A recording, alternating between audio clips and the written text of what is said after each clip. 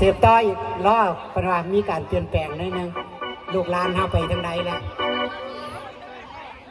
นางขวัดเข่ากำลังมาจ้าสบายดีจังดอกสบายดีสุกดกาห้องเอามาต่ออีกก่อนคือยืดเวลามาอีกรถโสอบทีเด้งามกันทันทีเลยคอยไปงามกันทันทีเลยลูกเนาะทีมงานลำเลียงต่อก่อนเฮา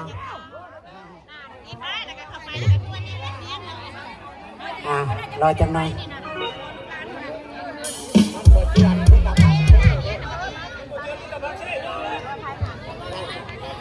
บัตรมันเรียบร้อยมันกับผูงามด้วยมันยืนแบบ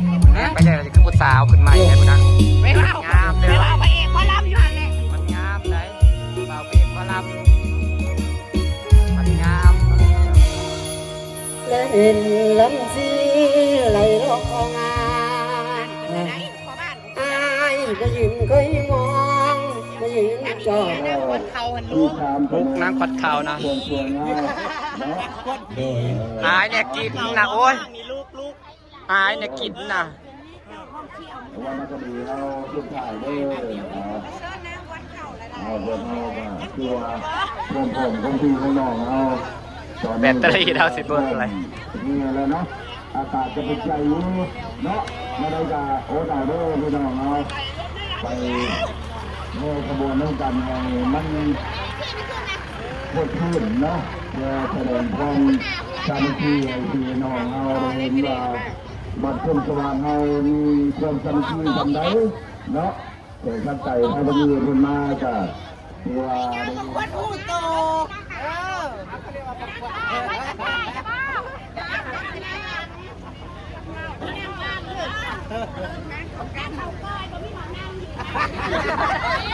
นางข้าวก้อยบ่เฮ้ย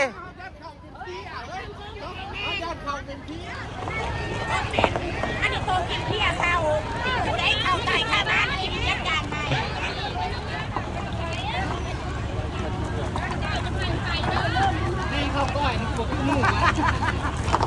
ได้กระต้าพ่อเป็นตะคุ่มอยู่ดอกนะข้าวก้อยดาได้กระต้าพ่อกระต้ายังเฮ้ย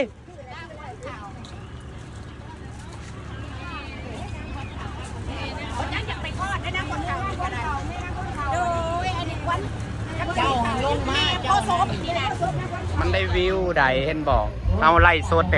เห็ดบุญเอากองเงาเห็นบอก2 โมง 2 ชั่วโมงได้เงินเป็นทอได้แสน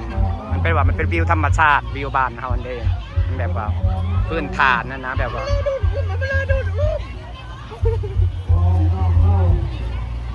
กำลังเตรียมแห่จ้า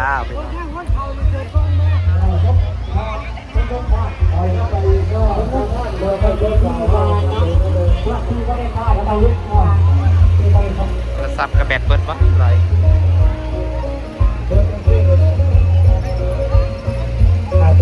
งานไรจ้ะ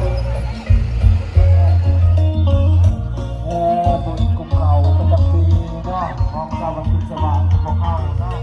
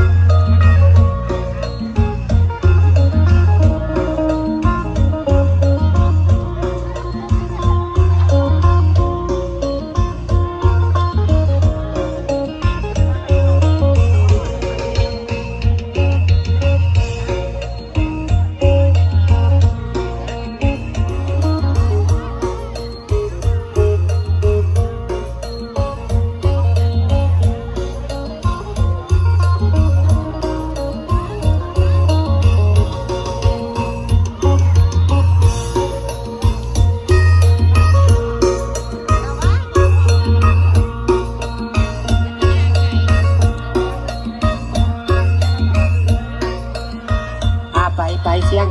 ไป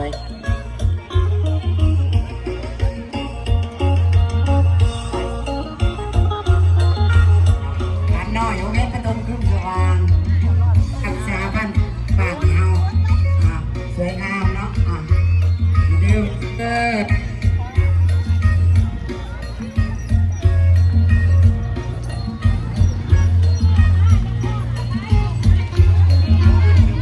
ตเตอรี่แล้วก็สิเบิดแบตเบิดไว้กระดาษ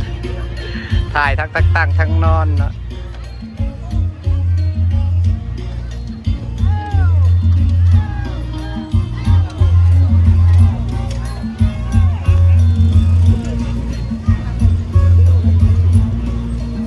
ยุดไปหน่อยค่ะ ตะปุดตะแปะเด็กหน่อยเฮ้ยเป็นตะแพกเนาะตะปุดตะแปะเป็นตะแพกอะ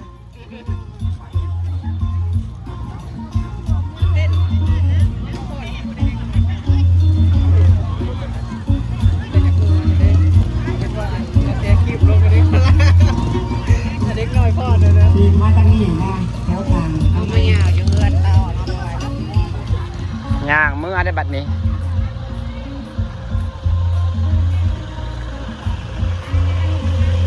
ครับก็มีบอลแวร์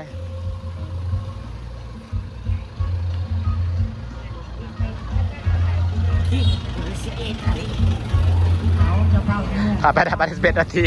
แต่แหกว่าทักตั้งว่าจักทักนอนทั้งตั้งเอาลงเพจทั้งนอนเอาลงไอ้ YouTube เรียกแต่สิเป็นไฟแบตกับสิเบิร์ดพอแบตมัน4 ปีได้แบตปรากฏเอ้ย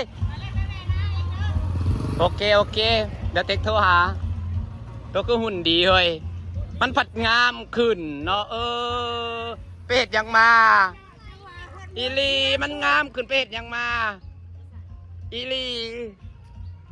ดีเนาะไปฮอนเมืองเฟืองน้ำลงหลีหลายเนาะไปแววมาด้วยกันละ10 ปีหัว โอเคเดี๋ยวว่างเดี๋ยวสิโทรหา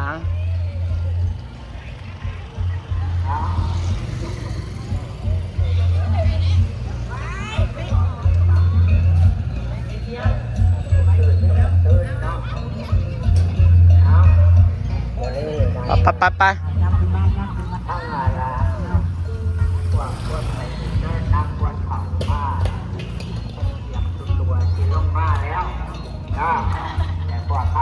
แม่โพยังเลยแม่โพยังก็นะเรียบเบื่อเลยพี่น้องฝากบรรยากาศไว้สักนิดนะจ๊ะ มันคอยมันอยากล่มแล้ว บรรดาพ่อแม่ไอ้น้องเอาหลายผู้หลายคนเด้อมาเนาะ